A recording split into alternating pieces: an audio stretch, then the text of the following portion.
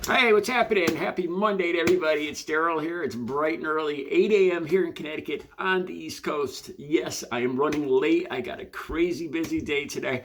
So it's going to just be an off the cuff from my heart video. And I know exactly what I want to talk about. All right. In this video, I'm not trying to come across it. I'm not preachy. It's just some thought. I watched the news this morning and it was thought-provoking, to say the least, for me.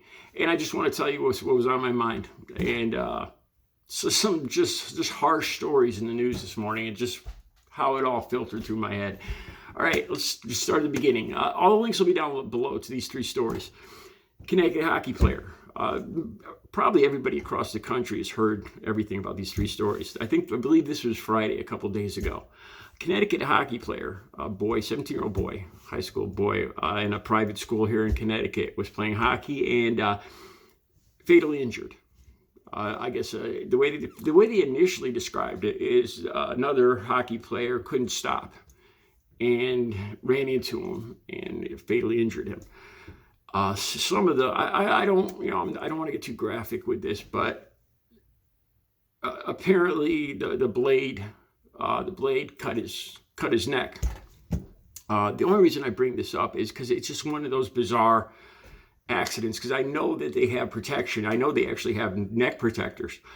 I don't know if he was wearing one or not, but it's just such a random.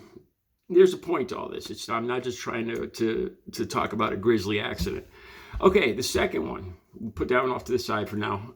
The second one, Bob Saget, hotel room in Orlando, Florida, I think it was. Just died overnight. No evidence of foul play, no evidence of drugs.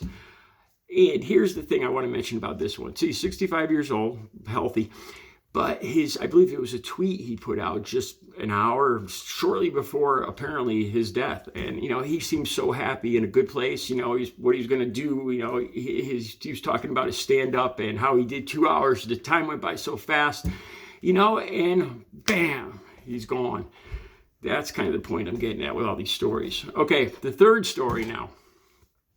Bronx, New York. This one is just another brutal one. These were all in the news, one after the other this morning. This is what got me thinking. Bronx, New York. So far, I think 63 injured in a fire. 19-floor fire. 19 floors and, coincidentally, 19 people fatally injured. 9 of them children. This has got to be one of the worst ways to pass away. I think it was like 65 people at least injured, people homeless. Okay, now, and then on top of this, to kind of put into your mind, if you guys have been watching for a while, my ex-girlfriend passed away just about 5 months ago. And this is what I started thinking this morning, especially when I watched the one with Bob Saget. These people were all very different. Young, the hockey player, Bob Saget, 65, famous. Another one, the high school kid. A diversity of people living in the apartment building in the Bronx. Just all different people. All different. But the one thing that immediately went into my head is they all didn't see this coming. Just, maybe some of you don't get this right off the bat, but Bob Saget's tweet, these people, they were just like you and me are right now. You're thinking about what you're going to watch on TV tonight. You're thinking about stopping on the bake on the way home from work. What you're going to say to, you got in a fight with your wife, or your kid wants a permission slip, and all of us are doing this every day. And you kind of saw that in Bob Saget's tweet. Because he's famous, you actually got to see. But I'm sure all of them were just going about their daily lives, and bam, it was their last day. This is something that I got to thinking about when I lost Audrey back in August. Because when I sat with her on that couch, I talked about going to visit her. She had plans, about her job, her work, her new place, her cat.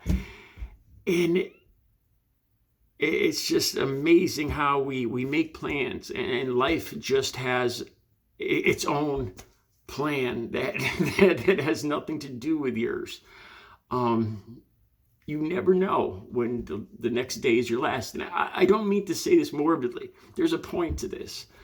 Now, this might sound kind of, I don't want to sound suicidal or anything, but I watched this movie some time ago, Greenland, and it's about an asteroid or something hitting the Earth, and it's a fictional story, and people were doing bizarre stuff to try to save themselves and their family, to try to get to a shelter. Just their morals, their upbringing, their reasoning, everything, they turned into animals, the stuff they did. And as I watched that, I remembered about losing Audrey.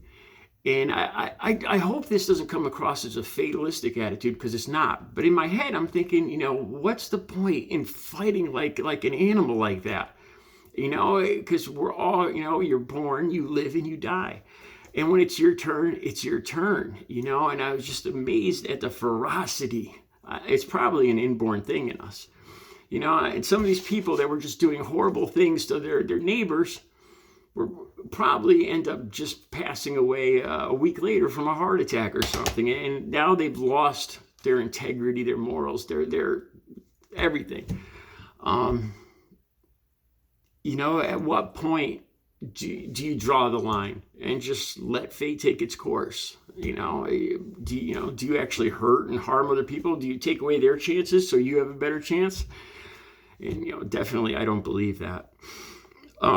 Just lately, just after Audrey passed away, I actually started, me and both my sister started doing it first.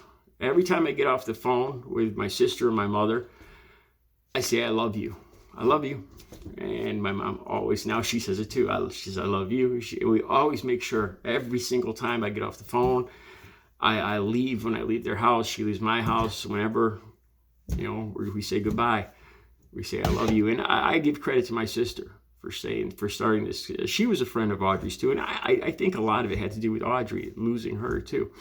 This is the point of all this. It's not a fatalistic attitude. It's just, I think, live every day like it's your last, and I don't mean that in a bad way, because one day it will be your last. I know that sounds, it sounds funny or crazy or fatalistic or whatever, but it's the God's honest truth. While you're making plans on what you're going to have for lunch, like, let's take Bob Saget. The guy had no idea. Or the hockey player, probably he was thinking about dates or what, and it's just, life has other plans.